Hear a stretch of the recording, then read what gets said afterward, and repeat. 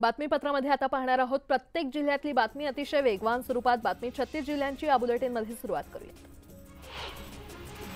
महामेट्रो लवकरच Thane integral ring metro प्रकल्प कॉरिडॉरसाठी निविदा प्रक्रिया सुरू करणार आहे। प्रमुख व्यावसायिक केंद्रांना जोडणारा आणि कर्मचाऱ्यांच्या मोठ्या वर्गासाठी प्रभावी वाहतुकीचा पर्याय उपलब्ध करून देणारा हा कॉरिडॉर 2029 पर्यंत पूर्ण होण्याची शक्यता आहे। छत्रपती संभाजीनगरहून विमानाने जयपूरला 4 तासात जाणं शक्य होणार आहे। इंडिगोकडून 27 ऑक्टोबरपासून अहमदाबाद मार्गे जयपूरसाठी विमान सेवा सुरू केली जाणार आहे। छत्रपती संभाजीनगर आणि जयपूर ही 2 जगप्रसिद्ध पर्यटन स्थळं विमान सेवेने आता जोडली जाणार आहे। नागपूर सिकंदराबादसह 10 नव्या Vande Bharat high speed train सुरू होणार आहेत आणि त्यासाठी चेन्नईच्या इंटिग्रल कोच फॅक्टरीतून केशरी रंगाची वंदे भारत ट्रेन नागपुरात दाखल झाली आहे। 15 सप्टेंबरपासून सुरू होणाऱ्या या ट्रेनची नागपूरच्या अजनी रेल्वे यार्डात तपासणी सुरू आहे। मुंबईतील विविध रस्त्यांची सिमेंट काँक्रिटीकरणाची कामं प्रगतीपथावर आहेत। या कामाचा दर्जा आणि गुणवत्ता चांगली राहावी यासाठी मुंबईतील भारतीय तंत्रज्ञान संस्थेची त्रयस्थ संस्था म्हणून नेमणूक करण्यात आलेली आहे।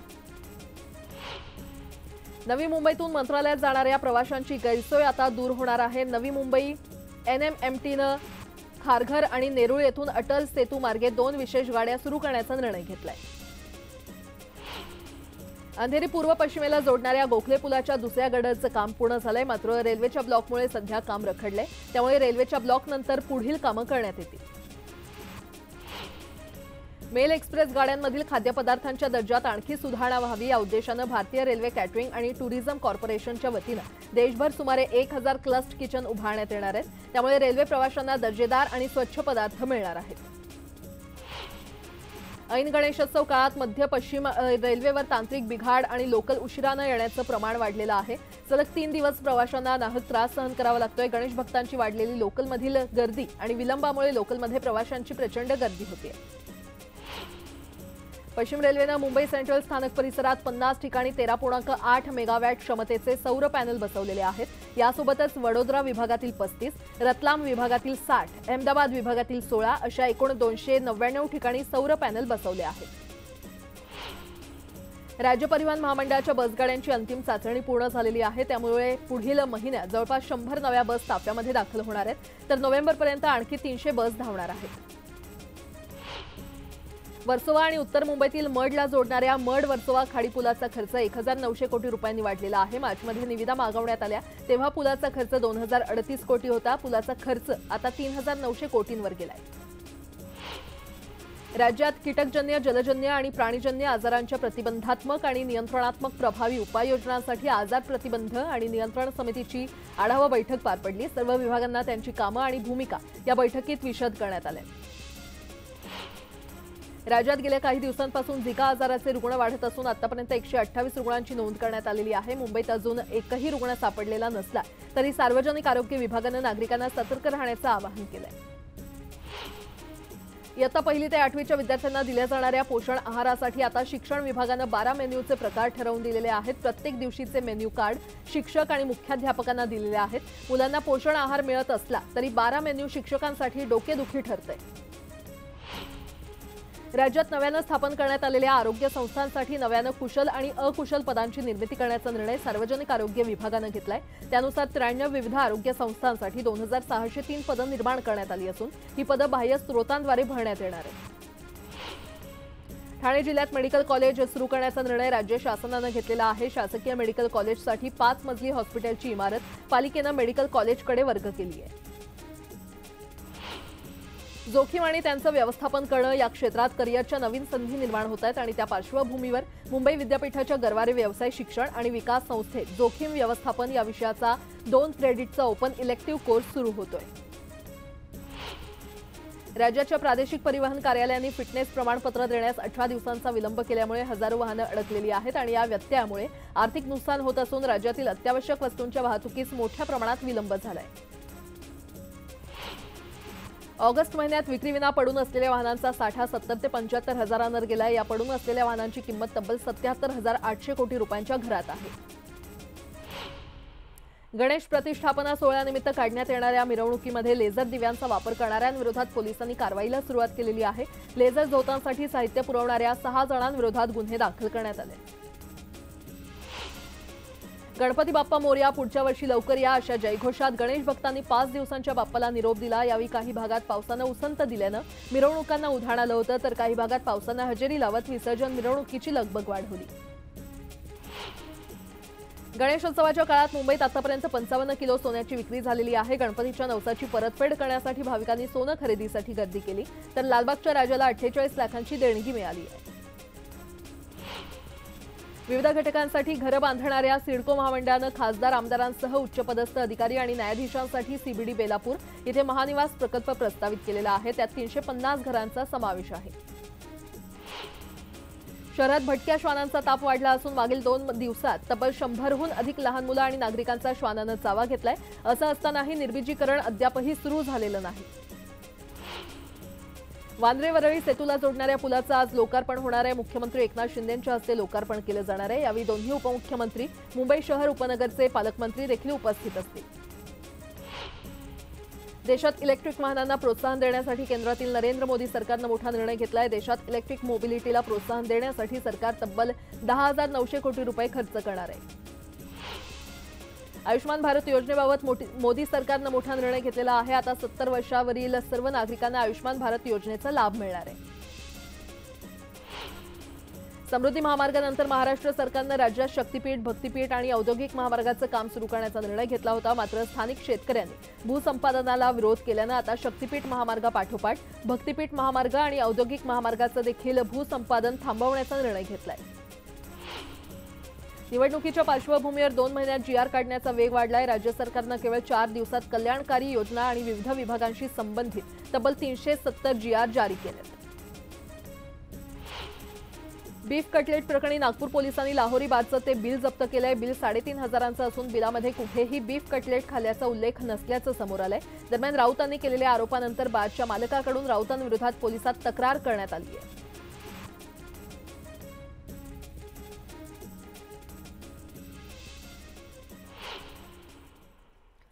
पुढची बातमी पाहूयात। गडचिरोली, भंडारा आणि गोंदियामध्ये पावसाचं धुमशान सुरू आहे। या पावसामुळे अनेक भागांना पुराच्या पाण्याचा वेढा पडलेला आहे आणि या पावसामुळे हजारो नागरिकांना फटका बसलाय।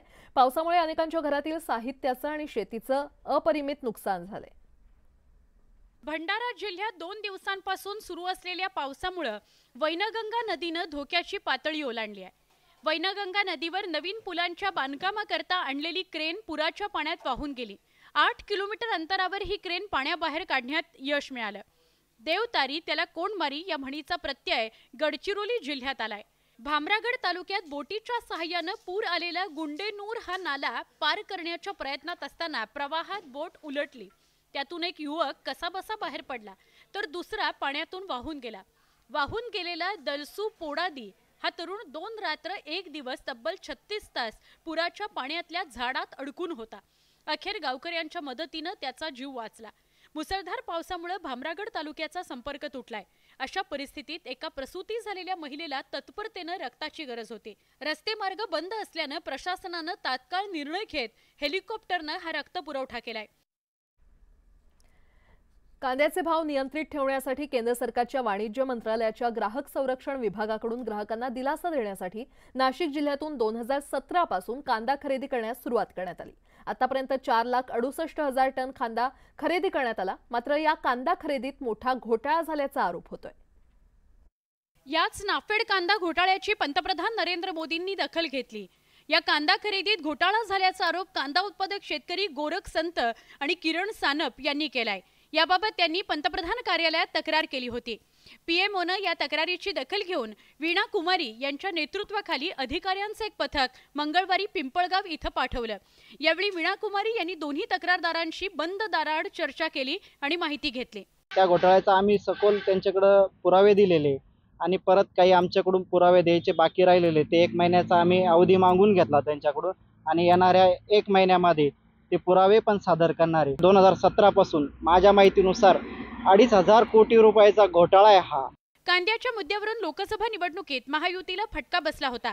त्यामुळे कांद्यासंदर्भात अधिक पारदर्शक कारभार करण्याकरता नाफेड घोटाळ्याशी संबंधित आणखी काही अधिकारी तसंच घोटाळेबाज नेत्यांवरही प्रसंगी कारवाई होण्याची शक्यता आहे। वर्षभराहून अधिक काळापासून मणिपूर धुमसते। जुलै आणि ऑगस्ट 2023 मध्ये मणिपूरमध्ये हिंसाचार पाहायला मिळाला होता आणि आता तशाच प्रकारचा हिंसाचार मणिपूरमध्ये पुन्हा एकदा उफाळून आलाय। मणिपूर पुन्हा एकदा पेटलाय। मैतई आणि कुकी संघर्षाचा नवा अध्याय मणिपूरमध्ये सुरू झालाय। राजभवनावर विद्यार्थ्यांनी काढलेल्या मोर्चाला हिंसक वळण लागलं। यावेळी पोलिसांनी केलेल्या लाठीमारात जवळपास 40 विद्यार्थी जखमी झाले। तिकडे कंगपोकी जिल्ह्यात 2 सशस्त्र गटात संघर्ष पाहायला मिळाला। यावेळी गोळीबारात महिलेचा मृत्यू झाल्याने तणाव वाढलाय। ड्रोन आणि अत्याधुनिक शस्त्र वापरून हल्ले केले जात आहेत। या हिंसाचाराच्या पार्श्वभूमीवर 3ही जिल्ह्यात संचारबंदी लागू करण्यात आली आहे। इंटरनेट सेवाही बंद आहे। मणिपूर हिंसाचारावरून खासदार संजय राऊत यांनी केंद्र सरकारवर निशाणा साधला। मोदी पुतीन बरोबर चहा पितात घरात बसून, मग झेलेन्स्कीला भेटतात, पण या महान नेत्याला आमच्या देशातला मणिपूरमधला हिंसाचार थांबवता येत नाही। मणिपूर पुन्हा एकदा हिंसेच्या दिशेने जात असल्याचं दिसतंय। त्यामुळे हा हिंसाचार कधी थांबणार असा प्रश्न उपस्थित केला जातोय। गौरी गणपती सणाच्या पार्श्वभूमीवर दादरमधील फुल बाजारात फुलांची मोठ्या प्रमाणात आवक होऊन देखील दर चढीच आहेत। फुलांच्या दरामध्ये 50 ते 60% वाढ झाल्यानं ग्राहकांच्या खिशाला झळ बसते। श्रावणापासून गौरी गणपतीच्या सण उत्सवाच्या काळात दरवर्षी विड्याच्या पानाच्या दरात तेजी असते, पण यंदा अतिपावसामुळे उत्पादनात 40% घट झाली आहे। आवक कमी आणि मागणी जास्त अशा स्थितीमुळे एका करंडीचा दर 1400 ते 1500 रुपयांवर गेला। गणेशोत्सवात भाजीपाल्याच्या मागणीमध्ये वाढ झाल्यानं बाजारभाव देखील रॉकेटसारखे वाढू लागलेले आहेत। त्यामुळे बाजारात समितीमध्ये मटाराचे दर हे 170 ते 230 रुपये किलोवर पोहोचलेत, तर किरकोळ मार्केटमध्ये 200 ते 260 रुपये किलो दरानं मटार विकला जातोय। पोखर्डी येथील युवा प्रयोगशील शेतकऱ्याच्या डाळिंबाला पुणे बाजार समितीच्या लिलावात प्रति किलो 501 रुपयांचा भाव मिळालाय। यंदाच्या डाळिंबाच्या हंगामातील हा सर्वोच्च भाव ठरलाय। सिंधुदुर्ग जिल्ह्यातील 5 दिवसांच्या गणपतींचं विसर्जन थाटामाटात करण्यात आलं। गणपती बाप्पा मोरया, पुढच्या वर्षी लवकर या असं म्हणत गणपतींना भावपूर्ण वातावरणात निरोप देण्यात आला। उपमुख्यमंत्री देवेंद्र फडणवीसांनी नागपुरातील विविध भागात स्थानिकांच्या घरी जाऊन महालक्ष्मी आणि गणरायाचं दर्शन घेतलं। यावेळी एमसीएचे माजी अध्यक्ष अमोल काळे यांच्या निवासस्थानी देखील त्यांनी भेट देत गौरी गणपतीचं दर्शन घेतलं।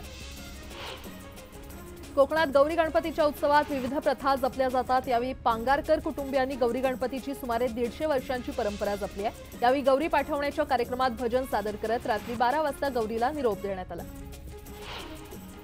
चोपडा शहरासह तालुक्यात 5व्या दिवशी ढोल ताशांच्या गजरात गुलाल आणि फुलांची उधळण करत बाप्पाला भावपूर्ण निरोप देण्यात आला।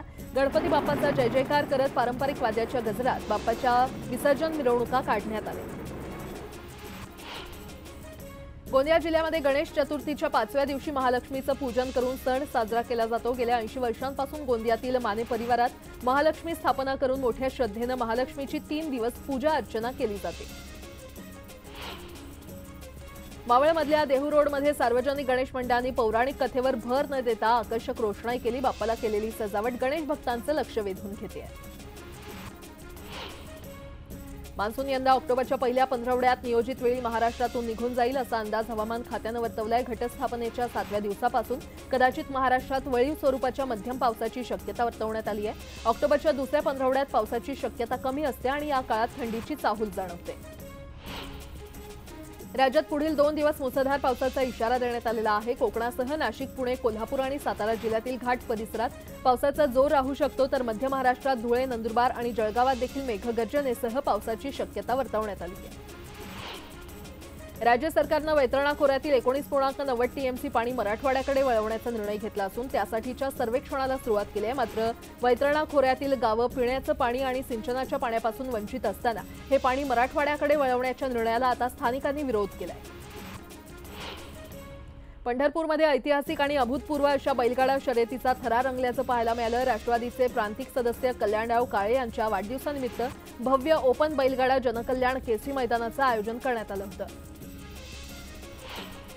गुजरातमधून तेलंगणाच्या दिशेने जाताना वाशिम जिल्ह्याच्या हद्दीत हायड्रोजन पेरॉक्साईड घेऊन जाणाऱ्या टँकरला गळती लागली आणि या टँकरनं हिंगोलीमध्ये प्रवेश करताच पोलिसांनी टँकरचा पाठलाग करून त्या टँकरला मोकळ्या जागेत थांबवलं।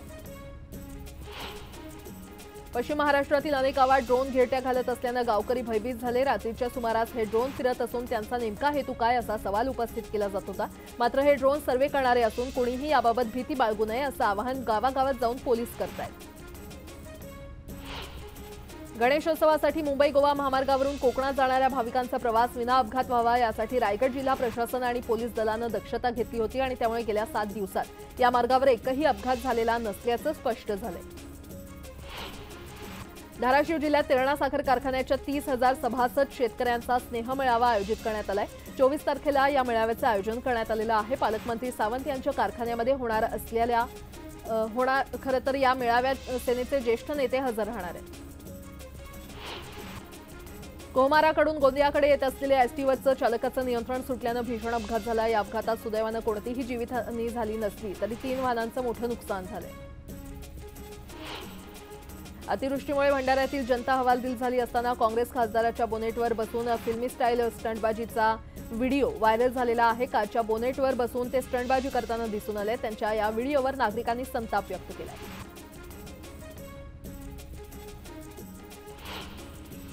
देशातील 21 प्रमुख रुग्णालयांमध्ये सुपर बग्सचं प्रकरण वाढतंय आणि या सुपर बग्समुळे हॉस्पिटलमध्ये दाखल असलेल्या इतर रुग्णांचा जीव देखील धोक्यात येऊ शकतो. गेल्या वर्षी या व्हायरसनं अमेरिकासारख्या देशात चिंतेचं वातावरण निर्माण केलं होतं आणि हा सुपर बग्स सध्या भारतात मुख्यत्वे करून दिल्ली, चंदीगड आणि चेन्नई तसंच इतर अनेक हॉस्पिटलमध्ये दाखल झालेल्या रुग्णांमध्ये आढळून आलाय.